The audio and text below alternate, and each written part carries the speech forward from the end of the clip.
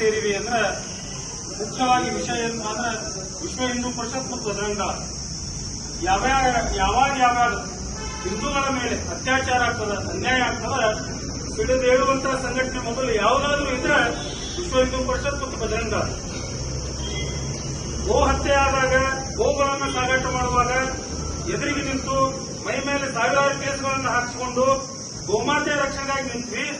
ಈ ಕಡೆ ನಮ್ಮ ಮನೆಯ ಹೆಣ್ಣು ಮಕ್ಕಳನ್ನ ವಿಚಾರ ಮಾಡ್ರಿ, ಯಾರು ಹಾಗೆ ಹೋಗುದಿಲ್ಲ. ಸಂಸ್ಕಾರದ ಕೊರತೆ ಅಂತೂ ನಮ್ಮ ಹಿಂದೂ ಸಮಾಜದೊಳಗೆ ಇಲ್ಲ. ಇವ್ರು ಏನ್ ಮಾಡಿರ್ತಾರಂದ್ರ ವಾಮ ಮಾರ್ಗದ ಮೂಲಕ ಚೀಟಿ ಚಿಪಾಟಿ ಮಾಡುವುದು, ಅವರಿಗೆ ಏನಾದರೂ ವಿಷಯಾಂತರ ಮಾಡಿ ತಿಳಿಸುವುದು, ಮೋಸದಿಂದ ಅವರನ್ನ ತಮ್ಮ ಬಲೆಗೆ ಹಾಕೊಂಡು ಕೆಲಸ ಏನಪ್ಪಾ ಅಂದ್ರ ಒಂದು ಕುಟುಂಬವನ್ನ, ಹಿಂದೂ ಸಮಾಜದ ಒಂದು ಕುಟುಂಬವನ್ನ ನಾಶ ಮಾಡುವಂತಹ ಬೇರೆ ಕೃತ್ಯವನ್ನ ಈ ಜಿಹಾದಿ ಮನಸ್ಥಿತಿಯವರು ಮಾಡಿರ್ತಾರೆ.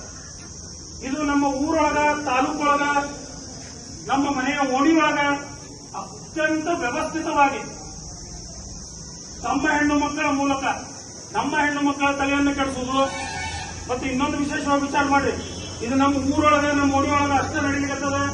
ಇದು ಇಲ್ಲಿ ಸಣ್ಣ ಮಟ್ಟದೊಳಗ, ಕೆಳಮಟ್ಟದೊಳಗ ಅಂತ ವಿಚಾರ ಮಾಡುವಂತ ಪರಿಸ್ಥಿತಿ ಈಗ ನಮಗಿಲ್ಲ.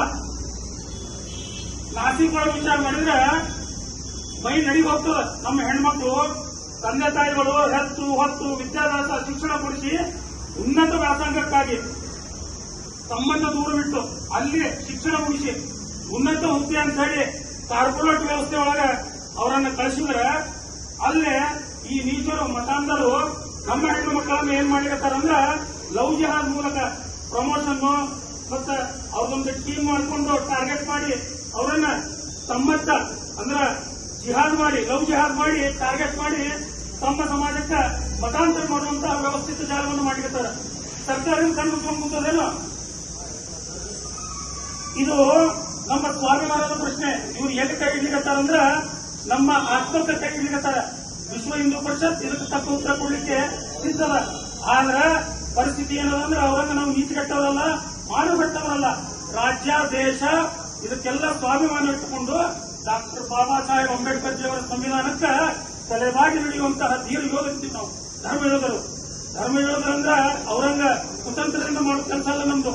ಸಮಾಜ ಸೇವೆ ಮಾಡುವಂತ ಕೆಲಸ, ನಮ್ಮ ಧರ್ಮವನ್ನು ಉಳಿಸುವ ಕೆಲಸ.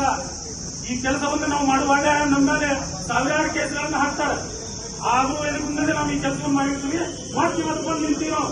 ಏನಪ್ಪಾ ಅಂದ್ರ ಮಾನ್ಯರಿಗೆ ನಾವು ಮನವಿ ಪತ್ರವನ್ನು ಕೊಟ್ಟಿರ್ತೀವಿ. ನಮ್ಮ ಅಕ್ಕ ತಂಗಿಯರ ಮಾನ ಪ್ರಾಣವನ್ನ ನಾವು ಕಾಪಾಡುತ್ತೀವಿ. ನಮ್ಮ ಕಾಪಾಡಿಕೊಳ್ಳೋದು ಗೊತ್ತದ.